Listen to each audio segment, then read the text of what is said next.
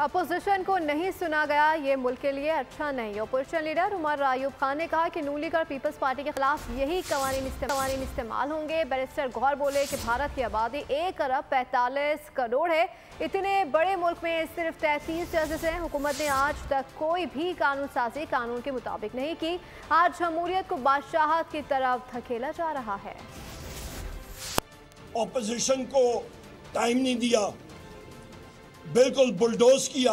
मुस्लिम league नून और peoples party यही कवानीन इनके पीछे इस्तेमाल हो रहे होंगे और उस वक्त इनके पास फरार का रास्ता नहीं होगा।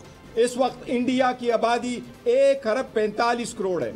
इस वक्त इंडिया में इतनी बड़ी मुल्क में सिर्फ और सिर्फ 33 सुप्रीम कोर्ट के जजेस है। ये आईन और कानून की सरीखन खिलाफ वर्जी हुई है। आईन के जो रूल्स है इनकी खिलाफ वर्जी है, हम उसकी मजम्मत करते हैं। मैं समझता हूँ जमहूरियत को बादशाहत की तरफ धकेला जा रहा है।